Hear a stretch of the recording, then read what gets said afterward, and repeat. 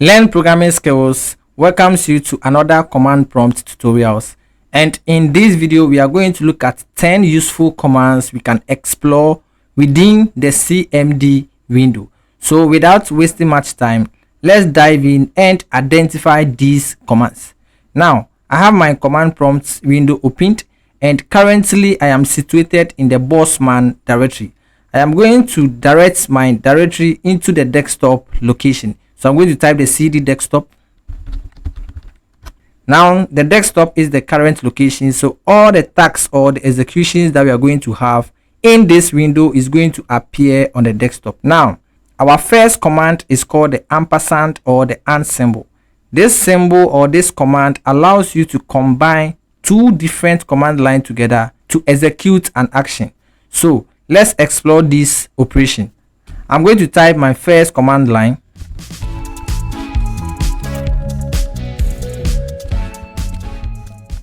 Now this is my first command line. I am using the echo command to create a notepad document. So this is my first command line. Now I'm going to add the ampersand symbol. So this is the ampersand symbol. We type the symbol twice in this command line. Then we are going to type the next command line we want to execute in this command prompt window.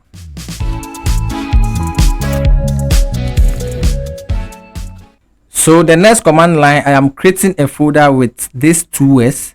Then I'll bring the ampersand symbol. Then we move to the next command line.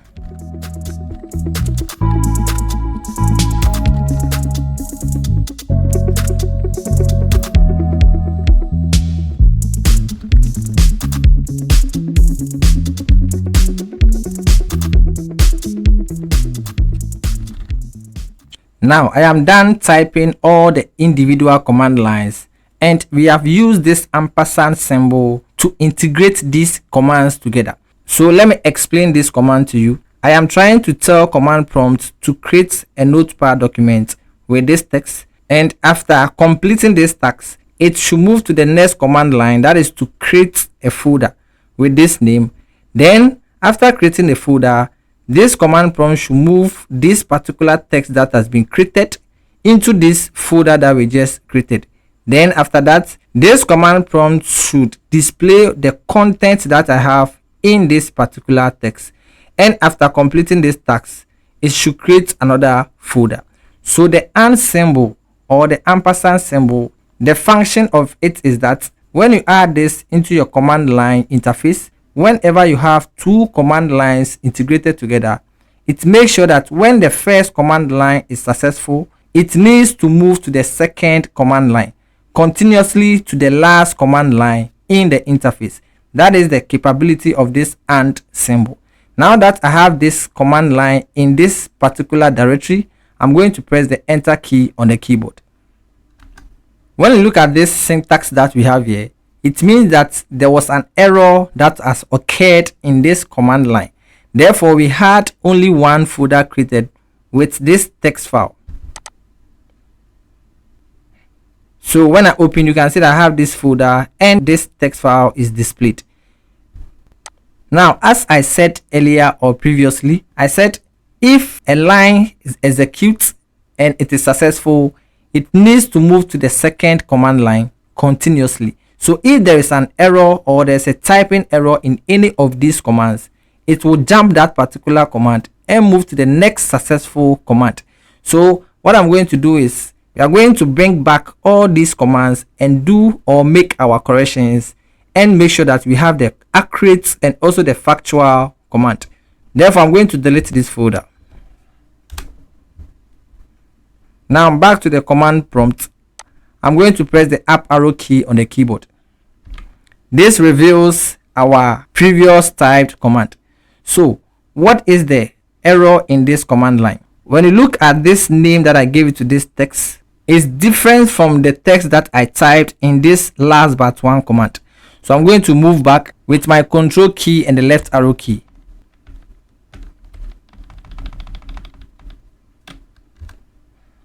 Now I'm going to change this letter because the name for this file is jonas.txt and what we had here was jones.txt. So I'm going to change this and then I'm going to hit the enter key. Now when I hit the enter key, now we have the accurate output, and also we have the exact output on our desktop.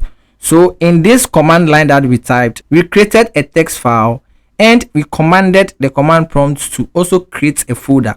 And after creating the folder, we also commanded the CMD to move the created text file into the created folder. And after that, it should display the content that we have in this notepad document. And the last command is to create a folder. So now you can see that we have two folders on the desktop. This is an empty folder, and this folder has this text document.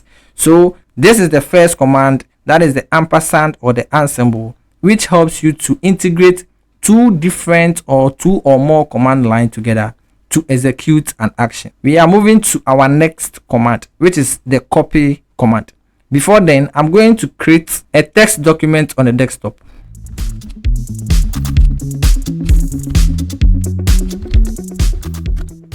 Now when you look on my desktop, I have this text created, and let's see how we can copy this text into this folder. So I'm going to use the copy command. After typing the copy command, you type the name of the text and the folder in which you want to move this text document into.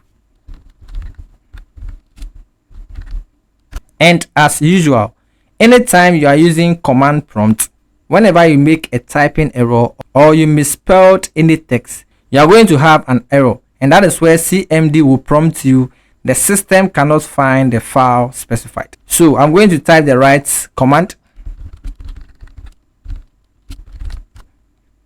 Now when I hit the enter key, I have this output as one file copied. Now we have this original file here, but a duplicate has been moved into this folder. Therefore, when I open this folder, I have this file contained by this folder. So this is how to use the copy command.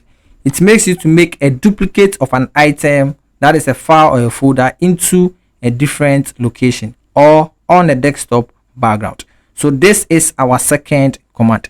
Our next command is the type command. This instructs CMD window to display a content in the file. So I'm going to type the type command.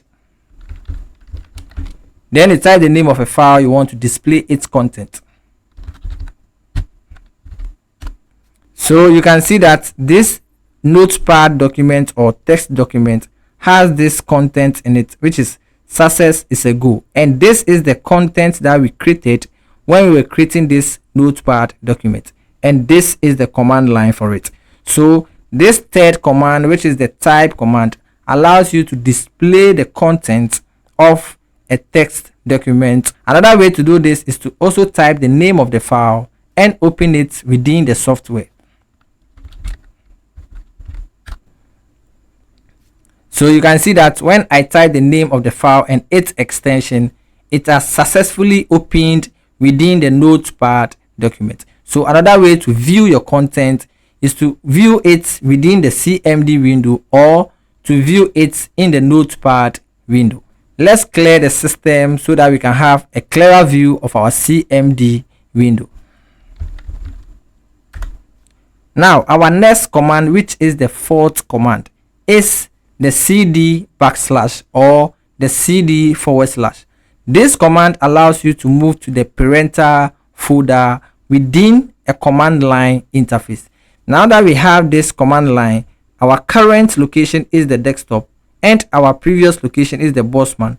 Then our previous location again is the users directory, and the C colon is our main parental directory, that is the local DC. So if we want to jump directly to this particular parental directory, then we are going to use the cd backslash. Now when you hit the enter key, this gets you access to the parental location and you can perform any tasks within it, especially if you want to identify the directories available in this parental location. You can type the dir,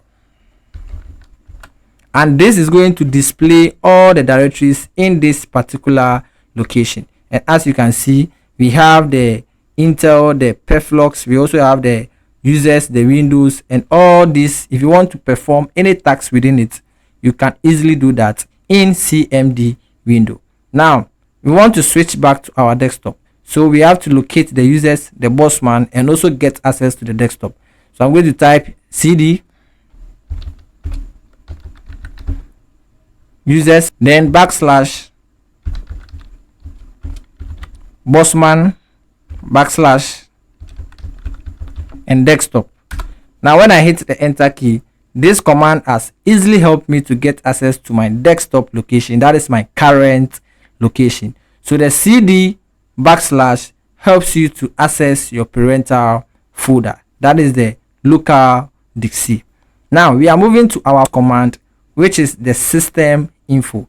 This command allows you to get the system information about your computer system.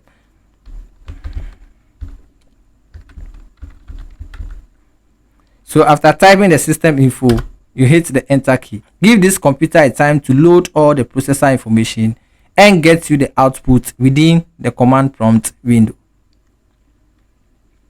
So now I have all this information displayed to me. So when you get to this command line, this gives you the host name, the operating system name. So I am currently using Microsoft Windows 10 Pro, and you have the version of this, the manufacturer, the configuration. You have a lot of options you can observe within this information that is being outputted by the system info command. So if you want to get more information about your system, when you type system info in command prompt, that is going to display all the information about your computer system, and you get to know what operating system you are using, the kind of configuration that you have. Is it a standalone workstation, or is it a different kinds of configuration? You can also get to know your system model, the system manufacturer. So I am using the Lenovo computer system, so that is my manufacturer. So this gives you the room to get access to your system information, so that you can know the kind of computer and its operating system you are using. So this is our feed command, that is the system info. Let's assume that this system information that you have, you want to create a test document out of this system info. Then it is easily to do this. Let's assume that you have a friend who has checked its computer system info and you want him to send the information to you. You can easily do this within command prompt window. So what you are going to do is to type the system info,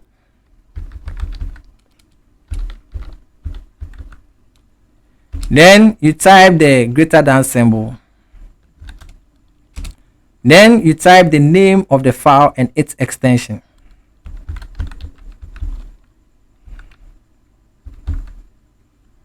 Now after doing this, you hit the enter key. Now when you go back to your desktop, you can see that this document has been created. Therefore when we double click on it, this has all the system information that we have in the command prompt window.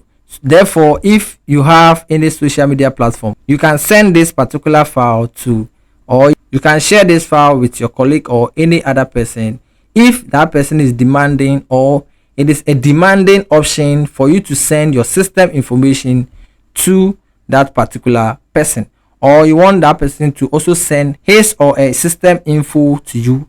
You guide this person to use the command prompt to get access to the system info and also create a notepad document out of this particular window. So this is how to copy your system info and create a notepad document. And this is our seed command. Now let's clear this system.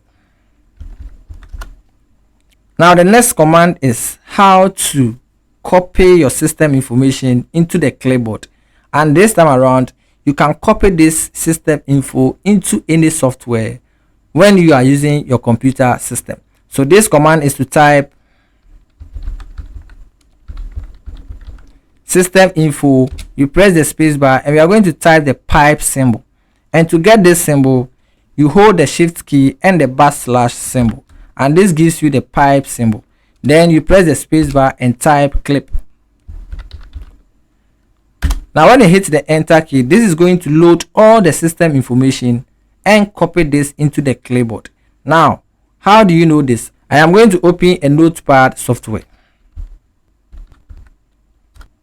Now, this notepad software is opened. When I hold Ctrl plus V, now you can see that this has copied this system info into the notepad document. Therefore, if I want to save this on my computer system, I'm going to hold Ctrl plus S on the keyboard. And this gives me the save as dialog box to give a file name to this document. Then I'm going to choose save. And when I move to the title bar of this notepad, I have the file name here. I can close it.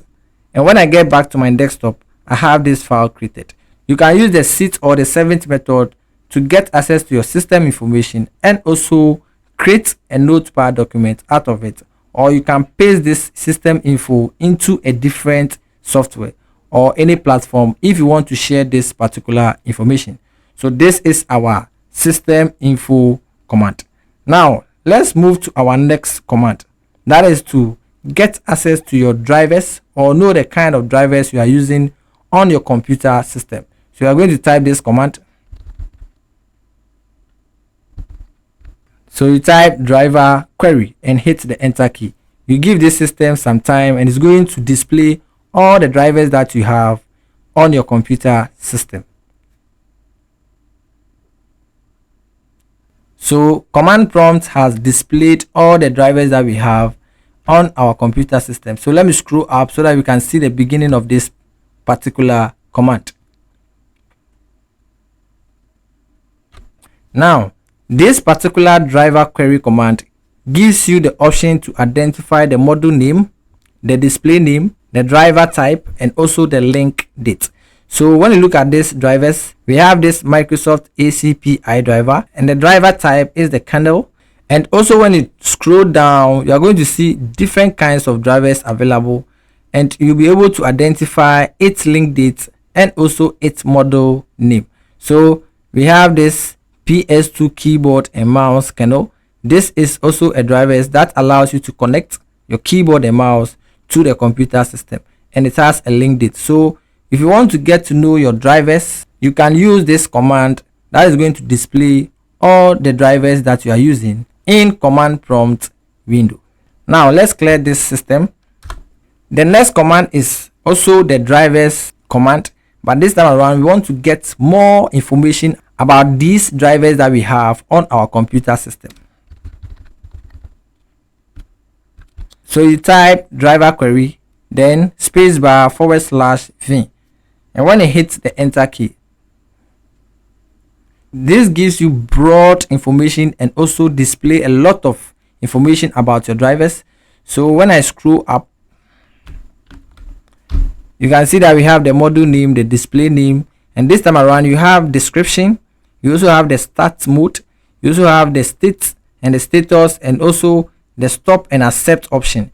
So when you look at this particular drivers, the driver type is kernel, and the start mode is manual, and the state is stopped. So we have some drivers which are running, and also we have some drivers which are stopped, and the status also displays here that says okay, and the accept also gives you a true or false option. So this particular command gives you more information about your drivers, and you can take your time and navigate through to know all your drivers that are available, identify these ones which are running and which one are not running, and also to identify the model name, the model number, the description about it, and also the driver type of your drivers on your computer system. So this is the command that gives you more information about your drivers. Now let's move to our last command. Let me clear this system. The last command in this video is the task list. Now when I hit the enter key, this command gives you all the running programs on your computer system. So when I scroll up, I have the image name, PID number, session name, session number, and the mem usage. Now we have all these options here which are the tasks that we have on our computer system, and they have their PID number and also the session name. So some of these sessions are in service and some are console, and those that are console have the binary number of 1, and those that are services have the binary of 0. Now when you scroll down, we have this game bar, which is a software that comes freely with the operating system that allows you to record and take screenshots on your computer system. And this particular game bar has a PID number of this, and it is a console, and it has its number, that is the session number, and also the mem usage. So all these are programs that you have on your computer system. We also have this CMD software or image name here, and this is the PID number. So this helps you to identify all the tasks that you have on your computer system, and also it gives you the option to identify if they are in console or they are in services. So these are the 10 commands I want to share with you in this particular video. Hope this video is of helpful. Please give it a like, share, and also share your comments in the comment section, and we shall meet in our next video.